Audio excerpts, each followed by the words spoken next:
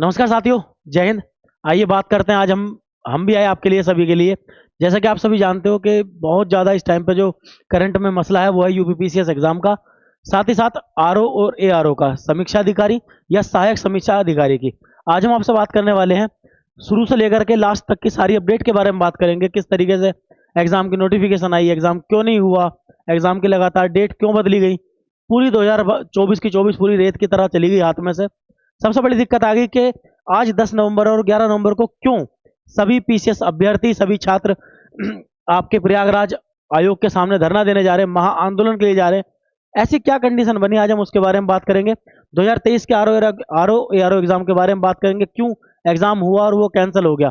वहीं बात करेंगे 24 के पीसीएस एग्जाम की, कि छात्रों की मांग क्या है, क्यों छात्र आज अपनी पढ़ाई को छोड़ करके, अपना पूरा साल बर्बाद हो जाने के बाद आज रोड पे जाकर के कल बैठेंगे, महा आंदोलन करेंगे आयोग के सामने, अपनी कुछ मंजूरी, कुछ मांगों को पूरी कराने के लिए।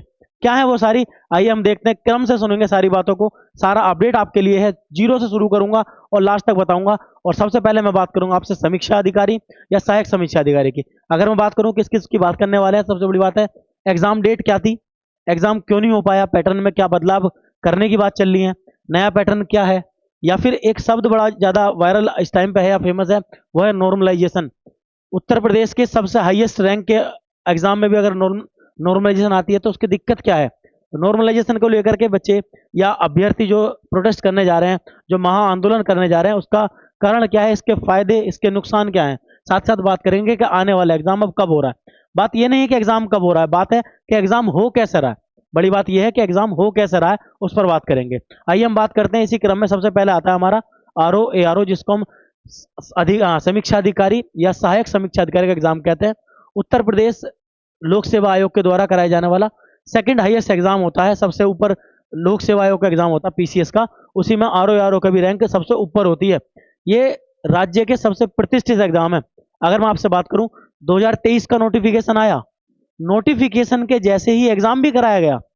एग्जाम कैसे कराया गया, 11 फरवरी को एग्जाम ले लिया गया। हाँ, यहाँ जल्दबाजी थी आयोग की, लेकिन एग्जाम करा दिया गया 11 फरवरी 2024 को। लेकिन दिक्कत क्या हुई, उत्तर प्रदेश के कुछ जिलों में सुनने को आया कि एग्जाम लीक हो गया। एग्जाम होने से पहले ही एग्जाम की प्रतियां बांट दी गई थी, कॉपियां बांट दी गई, जो कि लीक हुआ। बच्चों ने आयोग के सामने जाकर के आंदोलन करा, प्रूफ रखे। आयोग ने उस एग्जाम को कैंसिल किया। एग्जाम रद्द होने के बाद फिर कहा गया कि इस साल में आपका एग्जाम करा दिया जाएगा।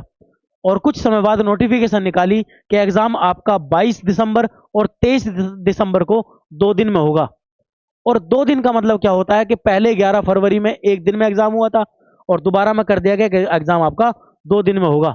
दिक्कत क्या आई थी, दिक्कत क्यों बनी ऐसी कि 2 दिन। और देखिए, आप जानते हो कि अगर कोई एक एग्जाम 2 दिन में कंडक्ट कराया जाता है तो का चांसेस किसके होते हैं, नॉर्मलाइजेशन के।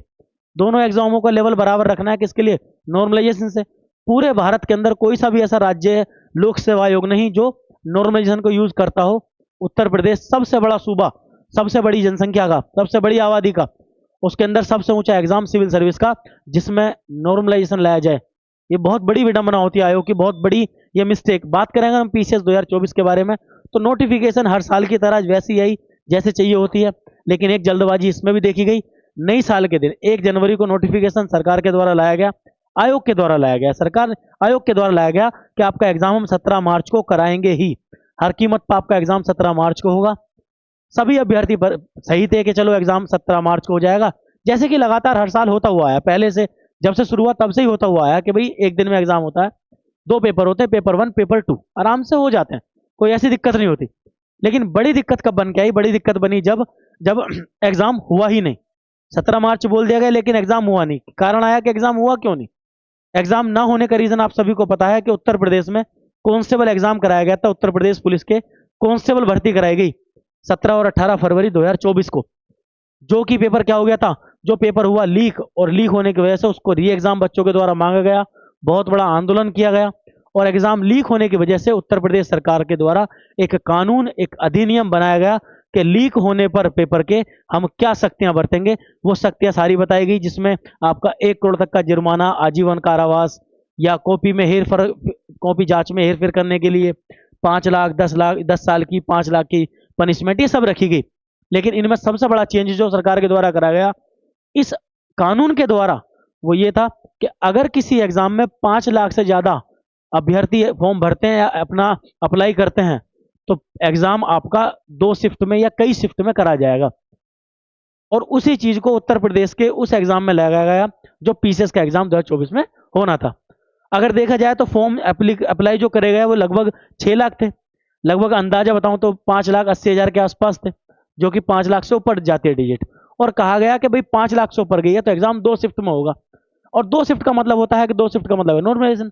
और ये बात आयोग के द्वारा की गई कि हम भाई 2 शिफ्ट में कराएंगे इसको। और दो शिफ्ट दी गई कौन सी, 17 मार्च को कैंसिल करके 27 और 28 अक्टूबर सामने दे दी गई, 26 और 27 अक्टूबर दे दी गई।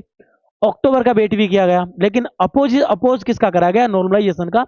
देखिए अगर मैं आपसे बात करूं जो एसएससी के एग्जाम्स होते हैं या अदर एग्जाम रेलवे वगैरह के एग्जाम होते हैं वो कई शिफ्ट में होते हैं, एक दिन में 4-4 शिफ्ट होती हैं और महीने भर शिफ्ट चलती हैं उनकी। तो वहां पर नॉर्मलाइजेशन अप्लाई होता है। होने का कारण ये भी होता है कि वहां मैथ, रीजनिंग, हिंदी, जीएस बहुत सारे सब्जेक्ट देखने को मिलते हैं। वहीं मैं पीसीएस की बात करूंगा तो वहां आपका पेपर 1 पूरा का पूरा कंप्लीट जीएस का होता है। और एग्जाम का स्तर तय करना वहां पर विवादास्पद होता है। वहां विवाद बनेगा पक्का इस बात का कि सर इसकी शिफ्ट में इजी क्वेश्चन थे, हमारे में टफ थे, कैसे पता करेंगे उस चीज को, टफ और इजी को। फॉर्मूले आयोग बनाएगा, कहाँ कोई फॉर्मूले नहीं बताए गए। दिक्कत ये थी। पीसीएस एग्जाम की बात करें तो राज्य का सबसे प्रतिष्ठित एग्जाम है और मात्र कितने 6 लाख बच्चों का एग्जाम नहीं कराया जाए। 75 जिले हैं हमारे पास, 20 करोड़ की आबादी, 75 जिलों के अंदर इतने हमारे पास कहने के तरीके से इतने सेंटर नहीं कि हम 6 लाख बच्चों का एग्जाम कराएं। जबकि सबसे बड़ी बात यह है कि 6 लाख बच्चे तो एग्जाम देने जाते ही नहीं है, आधे बच्चे स्किप कर देते हैं इस एग्जाम को। 4 लाख भी बैठ जाए तो बहुत बड़ी बात होती है, 3 लाख 3.5 लाख इतनी अटेंडेंस होती है। हाँ लेकिन 6 लाख के तो भाई एडमिट कार्ड निकालना ही होता है ना, तो 6 लाख सीट अलाउट नहीं करा पा रहे। जब नॉर्मलाइजेशन सामने आया जो कि बहुत ही ज्यादा कह देना एक तरीके से आयोग के द्वारा करा गया सबसे बेकार डिसीजन, उसकी वजह से अभ्यर्थियों के द्वारा फिर आंदोलन किया गया, कैंडल मार्च निकाली गई, अभ्यर्थियों ने कैंडल मार्च निकाली, आयोग के गेट पर जाकर के धरना दिया प्रयागराज के अंदर। और इस बात को देखते हुए जो आयोग के मेन अध्यक्ष थे, और कहना क्या था, बस सिंपल 1 डे और 1 शिफ्ट, हमें 1 शिफ्ट चाहिएगी और आपको 1 शिफ्ट देनी पड़ेगी। आयोग का सबसे बड़ा एग्जाम है, राज्य का सबसे बड़ा एग्जाम है, एसडीएम की पोस्ट कैरी की जाती है, डीएसपी की पोस्ट, नायब तहसीलदार होते हैं। ये लोग कैसे नॉर्मेशन को देखेंगे, एक एक बच्चा सुप्रीम कोर्ट और हाई कोर्ट में बैठा रहेगा इस चीज को लेकर के। दिक्कत क्या है, सब बच्चों ने मांग करी 1 डे 1 शिफ्ट, कैंडल मार्च निकाल ले, अपोज कर रहे हैं। फिर जाकर के लास्ट में आयोग के अध्यक्ष जो थे हमारे वो सामने आए, आकर के बस इतनी सांत्वना दे गए, हाँ आपका एग्जाम 1 दिन में हो जाएगा। सामने आकर के कह गए 1 दिन में आपका एग्जाम करा देंगे, भले ही हम जल्दी कराएं। और फिर ऐसा कह करके नोटिफिकेशन हमारे सामने निकाल दिया। फिर बड़ी दिक्कत आई कि भाई एग्जाम कब होगा, तो बच्चों को लगा 1 दिन में हो जाएगा। लेकिन दिक्कत क्या बनी, कब होगा, कब और होगा कब की बात जब देखी गई तो एग्जाम होने की बात आई।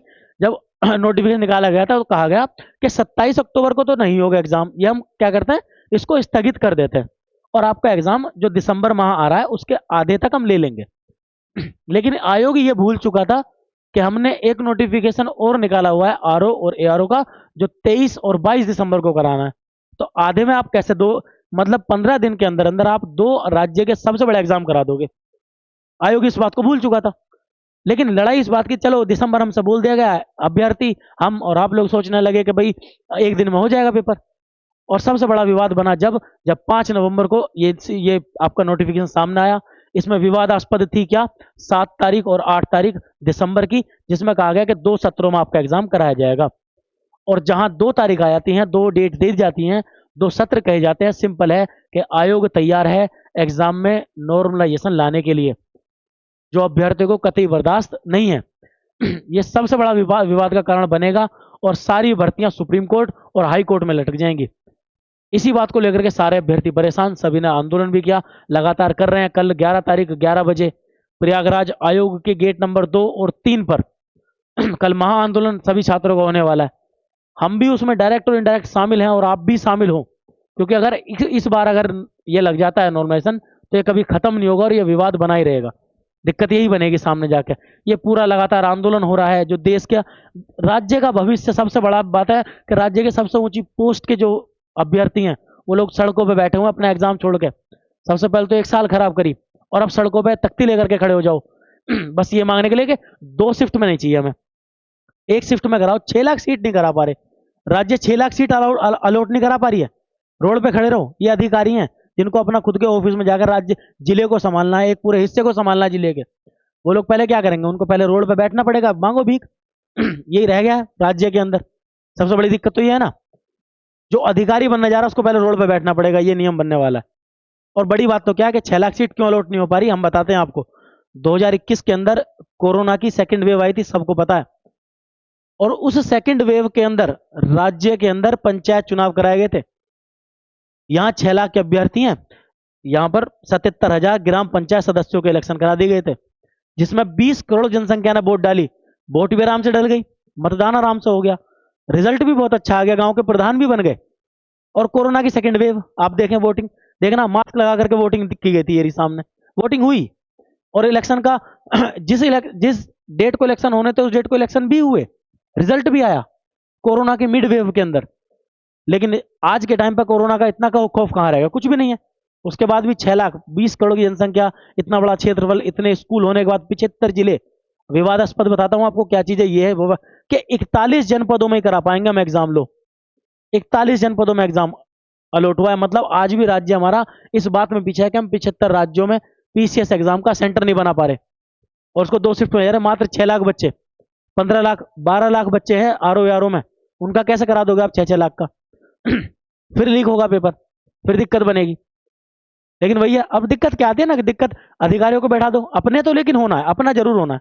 बड़ी बात है कि इस नॉर्मलाइजेशन से कोई कैटेगरी डिसाइड कमीशन की नहीं हो पाएगी।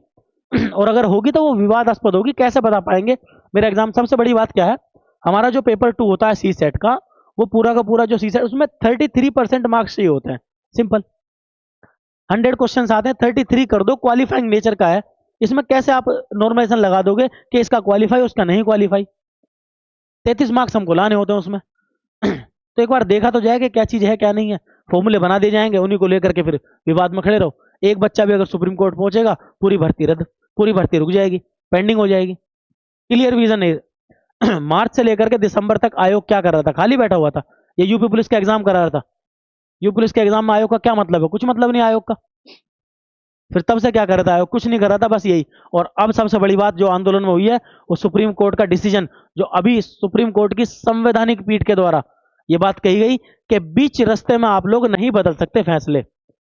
जब आपको 2 शिफ्ट में एग्जाम कराना था तो आपको ये चीज नोटिफिकेशन में देनी थी। आप बीच शिफ्ट में कैसे कह दोगे? एग्जाम के उसमें फॉर्म भर दिए गए, एग्जाम की डेट भी एक बार कैंसिल हो गई, और अब कह रहे हो आपको 2 शिफ्ट में कराएंगे। तो आप बीच रास्ते में एग्जाम का पैटर्न नहीं बदल सकते। और देखिए, एग्जाम के पैटर्न 2024 के बदलने की बात नहीं है, बात है 25 के एग्जाम की, 26 के एग्जाम की, आने वाले एग्जाम की। आयोग अगर इनको 2 शिफ्ट में कर देता है तो नॉर्मलाइजेशन आएगा, और ये आपके लिए विवादास्पद रहेगा, आपके लिए परेशान करेगा आपको। उसके लिए हम क्या कर सकते हैं? हम मांगते क्या? एक दिक्कत हो रहा है, अगर आयोग दिसंबर में नहीं चाहता, आयोग का चाहना मुझे लगता है ना सिंपल है कि आयोग बच्चे आए, आंदोलन करें और हम रद्द करें एग्जाम को। एग्जाम रद्द करने का रीजन बताता हूं आपको। देखिए, दिसंबर में कहीं से कहीं तक बात नहीं बन पा रही।